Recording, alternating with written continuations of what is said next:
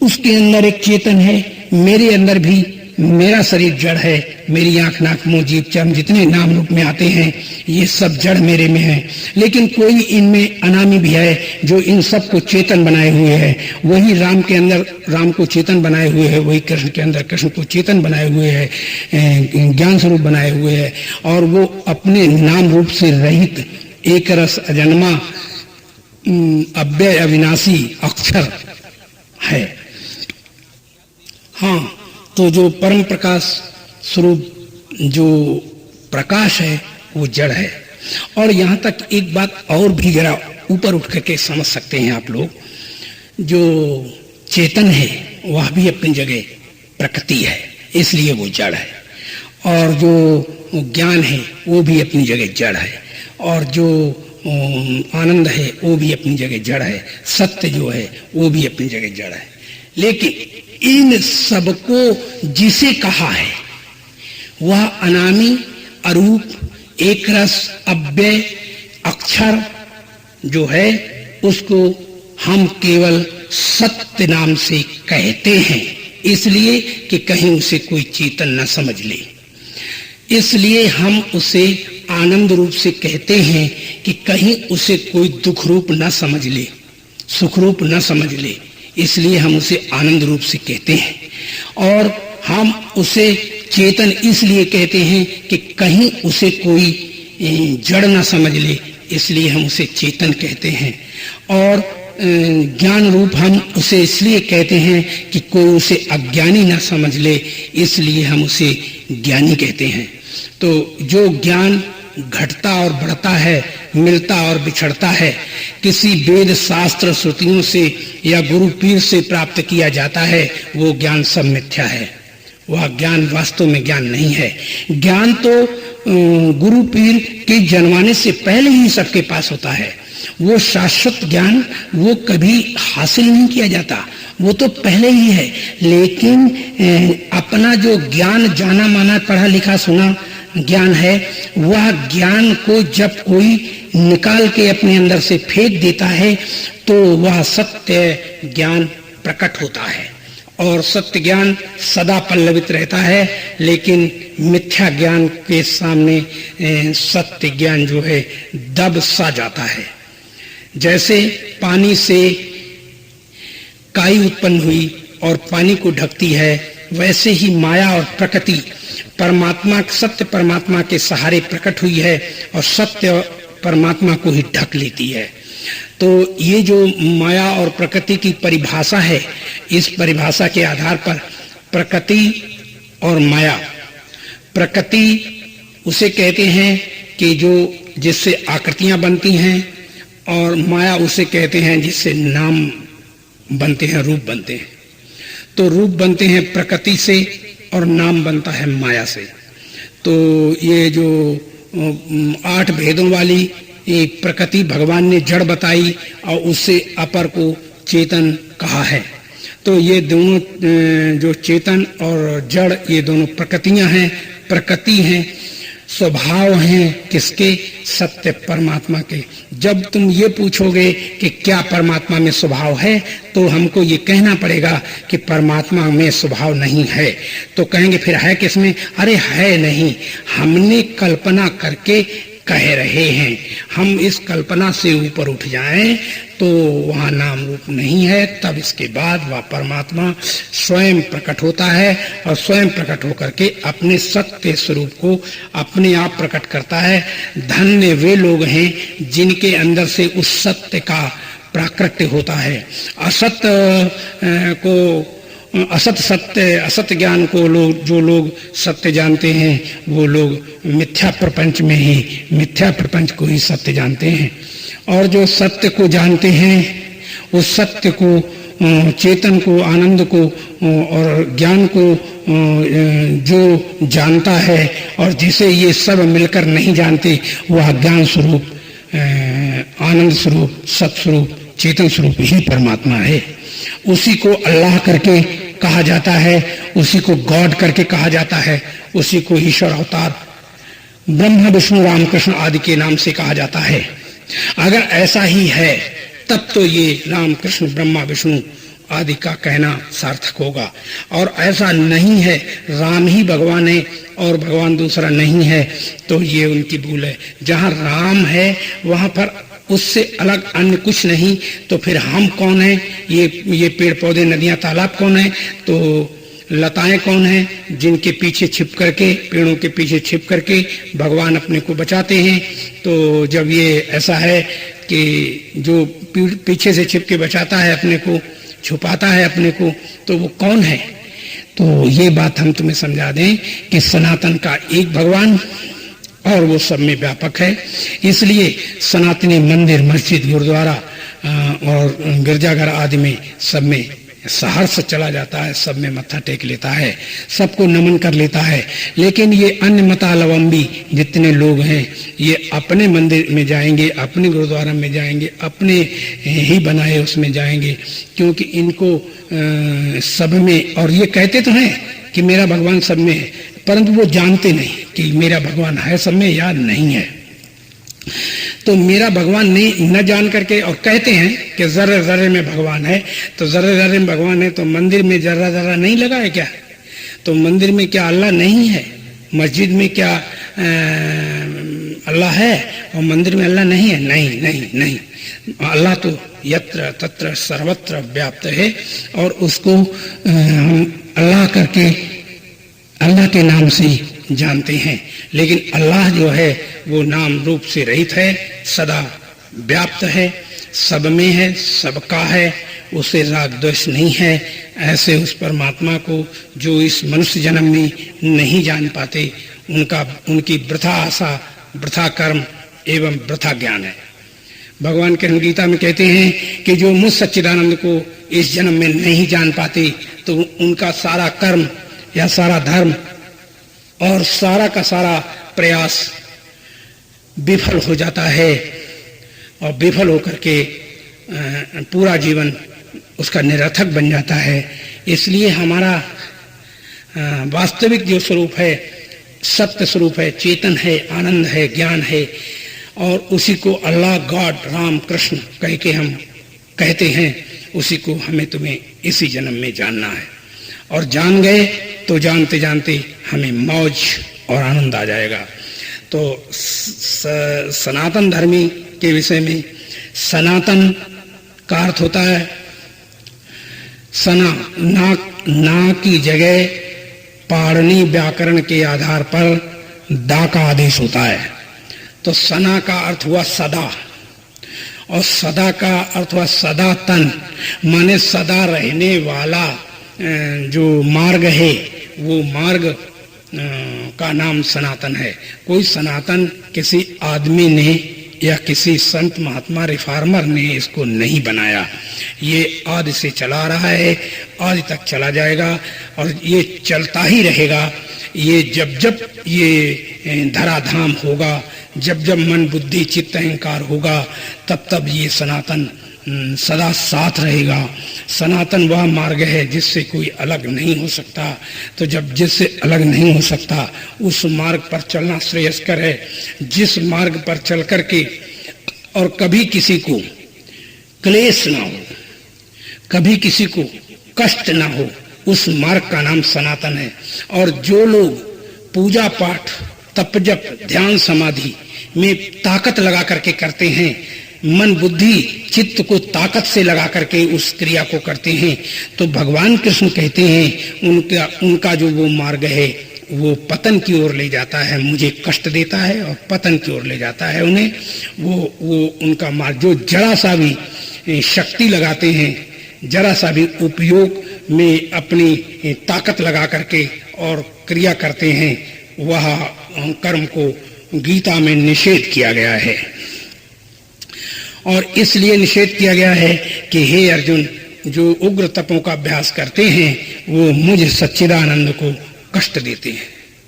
तो सहज पके सो मीठा हो, तो सहज से जो उत्पन्न होता है, सहज से जो क्रिया होती है, तो सहज से हमारी सहज की क्रिया क्या है या सहज की हमारी मांग क्या है, तो हम तुम्हें ये भी बता दें कि सहज की हमारी सबकी मांग है कि हमें दुख न मिले और सुख पूरी तरह मिले।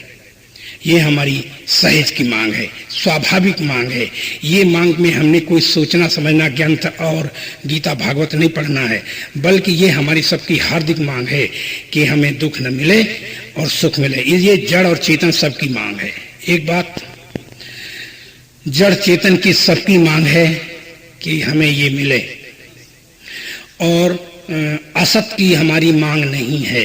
कोई भी असत वस्तु को नहीं चाहता इस दुनिया में। जब भी कोई चाहता है तो सत वस्तु को ही चाहता है। तो सत जो है वही, वो सत मार्ग जो है वो उसी का नाम सनातन है, सनातन है। और ये सनातन मार्ग शाश्वत है, वो किसी का बनाया हुआ नहीं है। सब में नियम बने हुए हैं, सनातन का कोई नियम नहीं है। क्यों? सनातन का एक भगवान है और वो भगवान ही सबसे ज्यादा प्यारा है, सबको मीठा है, सबसे ज्यादा सुंदर है, सबको सुंदर है, सब जगह सुंदर है। तो जो ऐसा है तो वो तो उनका एक है और वो हर जगह सुंदर दिखाई दे रहा है। तो उसी नाते, उस भगवान के नाते ही हम स्त्री, बच्चे, पुरुष या दुनिया के पदार्थों को चाहते हैं। और अगर उसमें से वो जरा सा भी हमें भाव से निकल जाता है, तब हम उस वस्तु को अग्नि में या पानी में या मिट्टी में गाड़ देते हैं और हम उसको कोई नहीं चाहते, जैसे चाहे हमारा माता पिता ही क्यों ना हो। तो माता पिता को भी हम जमीन में दफना देते हैं। क्यों? क्योंकि हम सत्य के अनुयायी हैं। तो राम, कृष्ण, ब्रह्मा, विष्णु में जो सत्य चेतन आनंद स्वरूप दिखाई दे रहा है तो वो परमात्मा है, न कि इनका शरीर कोई परमात्मा हुआ करता है। तो आजकल के लोग शरीरों की सेवा और शरीरों की पूजा करते हैं और ये नहीं जानते कि शरीरों की सेवा और शरीरों की पूजा जो है ये स्वाभाविक है। ये तो हम अपने शरीर में जरा सा भी कांटा चुभता है, फौरन हमारा हाथ जाता है वहाँ। जरा सा मच्छर काट लेता है, फौरन हमारा हाथ वहाँ जाता है। तो जब हाथ जाता है तो हम, ये तो स्वाभाविक कर्म है। ये संसार में जो हो रहा है ये स्वाभाविक कर्म है, लेकिन जिसमें कोई ताकत लगाता है वो ताकत लगाने वाले कर्म को निषेध किया गया है। इसलिए क्यों कि तुम ताकत लगाओगे तो अहंकारी होगे, और अहंकारी होगे तो परमात्मा से अलग हो जाओगे, और परमात्मा से अलग होगे, जब तक अहंकार रहेगा तब तक परमात्मा से अलग रहोगे। तो करोड़ों जन्म तुम फिर लगा लोगे, करोड़ों जन्म तुम्हारे फिर हो जाएंगे, फिर करोड़ों जन्म तक तुम लगे रहोगे। तो इसलिए इन करोड़ों जन्म में से छूट करके छुटकारा पाने के लिए ये सनातन धर्म का अनुसरण करना ही श्रेयस्कर मार्ग है, वो जिसमें कोई बनाया हुआ नियम नहीं है। सब में दुनिया में बनाए हुए नियम हैं, लेकिन सनातन में कोई नियम नहीं है। सनातन का एक ही नियम है कि एक धर्म एक व्रत नेमा, और कहाँ वचन मन प्रभु पद प्रेमा। एक ही धर्म है, एक ही नियम है। मन क्रम वचन से वह सत्य परमात्मा के का ही अभिलाषी और अनुयायी है, जिज्ञासु है, और वो किसी को नहीं जानता, नहीं चाहता। ऐसा जो सनातनी है वो श्रेयस्कर, सर्वश्रेष्ठ और सत्य की ओर बढ़ने वाला, सत्य की ओर चलने वाले को हमारे वेदों के अंतर्गत उसी की पूजा शुश्रूषा बताई गई है कि जो सत्य को प्राप्त करने की इच्छा करता है और जो असत्य को ही सत्य जानता है, ऐसे को पूजा करने के लिए हमारे यहाँ बाध्य नहीं किया गया। जो असत्य को ही सत्य जानता है, सत्य को जानता ही नहीं। तो ऐसे लोग जो दुनिया में हैं तो वो लोग भ्रमित होकर के अपना तो गुमराह है ही है, सारे जगत को गुमराह करते हैं। तो ऐसे आदमियों को हमारे यहाँ रौर नरक, घोर नरक में डाल करके उन्हें होश दिलाई जाती है कि तुमने क्या गलती की है। आजकल स्पष्ट रूप से देखने को मिलता है कि बहुत सारे लोग प्रवक्ता बन गए हैं, सत्संग करने वाले बन गए हैं, और उन्हें सत्संग का पता ही नहीं। कहानियां कह दी, मरे मुर्दों के गीत गा दिए, और मरे मुर्दों के गीत गा करके उन्हीं को कहने लगे वाह, और ताली पिटवा दी अपनी तरफ से, वाह वाह जय जयकार हो गया। और वो ये सत्य को जानते नहीं। बोले क्या बोले? बोले ये कुछ नहीं जानते। बहुत अच्छा बोले, बहुत अच्छा, क्या खाक बोले। तुम तो वो मनोरंजन की बातें की और मन को रंजने के लिए विषय कमाया, और तो कुछ नहीं कमाया। क्योंकि मन को रंजन यानी मन को प्रसन्न करने के लिए जो जो तुमने कार्य किए तो वो परमात्मा तक नहीं तुम्हें ले जाते, और वो रास्ते में ही तुम्हें डुबो देते हैं। इसीलिए श्रीमद् भागवत में ये बात कही गई है, श्रीमद् भागवत में ये बात रखी गई है कि तप, जप, ध्यान, समाधि, योग पूजा पाठ इत्यादि की जो नौकाएं हैं वो अदृढ़ हैं, बीच में ही डुबो देती हैं। और ये जो मनुष्य का शरीर है ये दृढ़ नौका है, इससे निश्चित प्राणी पार हो जाता है। लेकिन जो पार होना चाहता है तो, और जो नाना कर्म धर्म और नाना अपने बनाए हुए मार्गों पर चलते हैं उनको ये पता ही नहीं होता। जैसे देखिए किसी के ये लोगों की स्थिति बता रहे हैं, किसी के धर्म में मांस खाना श्रेयस्कर है, कहते खा लो। किसी के यहाँ 2 स्त्री 4 स्त्री कर लो, ये श्रेयस्कर है। और किसी के यहाँ दूसरी स्त्री को दृष्टि से देखना भी पाप मानते हैं। और एक के यहाँ 4 10 की 15 की छूट है, जितने चाहो रोज बदल लो, कोई परेशानी नहीं है। तो उनके यहाँ वही धर्म है, उनके यहाँ वो धर्म है। और एक सनातनी रह जाता है जो किसी का भी पुजारी नहीं है, न उसकी कोई पत्नी है, न उसका कोई भाई है, न माता पिता है, न बंधु भाई है, न ये संसार में कोई और है। जो भी उन्हें दिखाई देता है, माता पिता बंधु भाई गुरु पीर संत महात्मा या अश्रेष्ठ व्यक्ति भी भगवान का ही स्वरूप है, भगवान ही है और कोई है नहीं। ऐसा जान करके सारी सृष्टि को वो गले लगाने के लिए उद्यत रहता है। वो व्यक्ति इस संसार से पल्ला छुड़ा करके और उस अंदर वाले में नाम रूपों से भी पल्ला छुटाता है, काम क्रोध लोभ आदि से भी पल्ला छुटाता है। और पल्ला छुटा करके वह परम पद को अधिकारी होता है, जिसको श्रीमद् भागवत में कहा विष्णु परम पदम, माने उस परम पद को प्राप्त करते हैं जिसको विष्णु परम पदम, विष्णु के उस परम पद को पाते हैं। तो विष्णु के जो परम पद को पाते हैं तो वही राम का परम पद है, वही कृष्ण का परम धाम है, वो उसी को अल्लाह का वो अपना निजानंद है, वो गॉड का भी अपना गॉड है। और ऐसा जो वो है उस अविनाशी परम तत्व को इस मनुष्य योनि में अगर हमने नहीं जाना तो हमने क्या क्या आकर के किया इस संसार में हमने फिर कुछ नहीं कर पाया। बंधुओं, ये मनुष्य जन्म मिला है बहुत कीमती है, इसको इसी जन्म में जो लोग नहीं जानते वो बहुत भूल करते हैं। इसलिए हम सनातन धर्मी को एक भगवान का पुजारी कह रहे हैं। और अन्य लोगों के अंदर क्या खराबी है जो इन्हें दो दिखाई देते हैं, ये अपने में तो अपने मंदिर मस्जिद गुरुद्वारे में या अपने चर्च में तो भगवान को जानते हैं और दूसरे के मंदिर मस्जिद में वो नहीं जाते क्योंकि उनका वहां भगवान नहीं मालूम पड़ता। तो वो व्यापक भगवान का खंडन करते हैं, वो व्यापक भगवान के टुकड़े जानते हैं, जबकि सनातनी जानता है कि परमात्मा अखंड एक रस अव्यय अविनाशी है, तो उसका टुकड़ा हो ही नहीं सकता। इसलिए सनातनी सबको पूछता है, गले लगाता है। आप सब लोगों को भी ऐसा ही करना उचित होगा, क्योंकि जब ये हर मजहब प्रायः मानता है कि जर्रे जर्रे में परमात्मा है, हाँ सनातन भी मानता है कि व्यापक भगवान है, वेद भी ऐसा मानता है कि वो सबसे बड़ा है और सबसे वो छोटा है। तो जो सबसे छोटा और सबसे बड़ा सब में है, एक रस है, उसको ही हम सब मिलकर उपासना करें, वही हमारी उपासना योग्य वस्तु है। और उसको हम बिना उपासे भी उसी की उपासना करते हैं, क्योंकि वो मेरी आत्मा है के अंदर, आत्मा के अंदर स्थित है।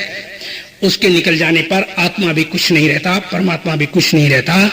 तो वो सबके अंदर बैठा हुआ और उस सत्य परमात्मा को हमें जब हम अपनी रोटी खाते हैं तो रोटी हम किसी बच्चे और व्यक्ति और अपने मन बुद्धि और प्राण के लिए नहीं खाते, बल्कि रोटी खाते हैं हम अपनी स्वांता सुखाय, तुलसी रघुनाथ गाथा, स्वांता सुखाय, अपने सुख के लिए ही हम सब कुछ कर्म करते हैं। जब अपने सुख के लिए हम छोटे से बड़े सब कर्म करते हैं तो इसी कर्म का नाम निष्काम कर्म है। और इस निष्काम कर्म को जो लोग जान पाते हैं वह सनातनी कहलाते हैं। और जो नाना मतांतरों में पढ़ करके और सबको सबकी पूजा अपने निज आत्मा की पूजा नहीं जानते तो वह लोग अपने पद से गिर जाते हैं। इसलिए सबकी सेवा करके जो अपनी आत्मा को प्रसन्न करता है, प्रसन्न रखता है, तो वह व्यक्ति इस दुनिया में पूजनीय है, नमन योग्य है, उसका हम बारंबार नमन करें। और जो उस सत्य को प्राप्त कर चुके हैं, जिनके अंदर परमात्मा सतरूप से प्रकट हो गया है, उसको तो मैं बहुत बहुत धन्यवाद देता हूँ।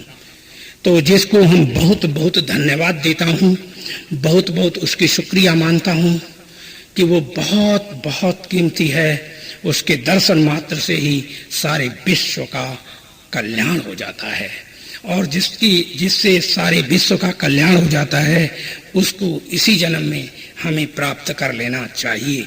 यही हमारा मैन सिद्धांत होना चाहिए कि जैसे भी हो तैसे हम उसको प्राप्त कर और अपना जीवन सार्थक बनाएं। तो इन्हीं शब्दों के साथ हम वाणी को विराम देते हैं। हरि ओम तत्सत, हरि ओम तत्सत, हरि ओम तत्सत।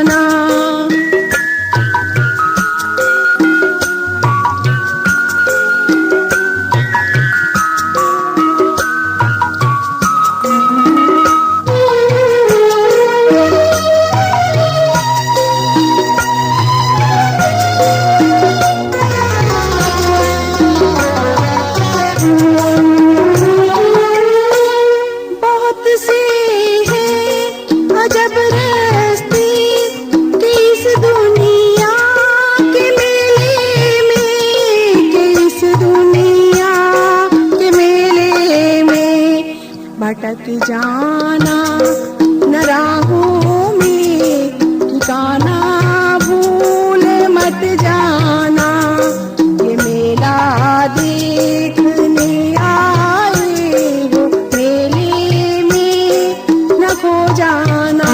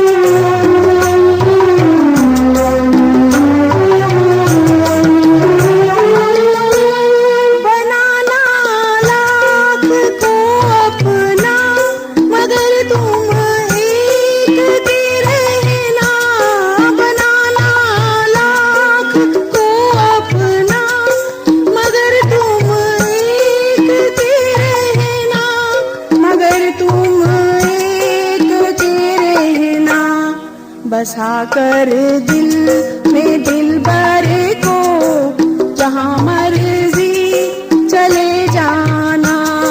ये मेला देखने आए हो, मेले में न खो जाना।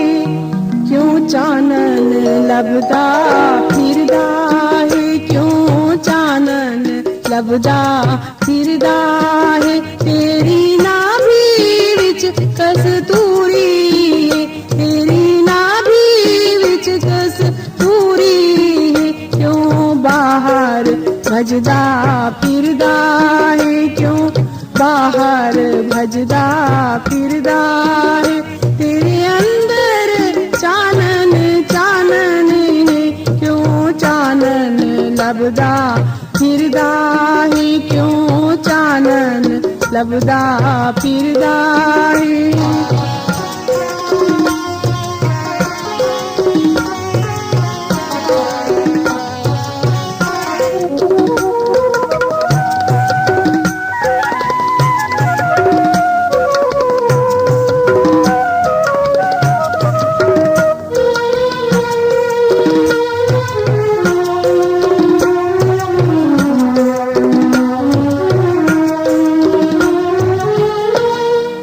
मदिरा पी के सोया है क्यों अपना सब कुछ खोया है मोह मदिरा पी के सोया है क्यों अपना सब कुछ खोया है कृष्णा दी तिलक नवाजी विच क्यों था दिगदा फिरदा है क्यों था दिगदा फिरदा है तेरे अंदर चानन चानन है क्यों चानन लभदा फिरदा है क्यों चानन लभदा फिरदा है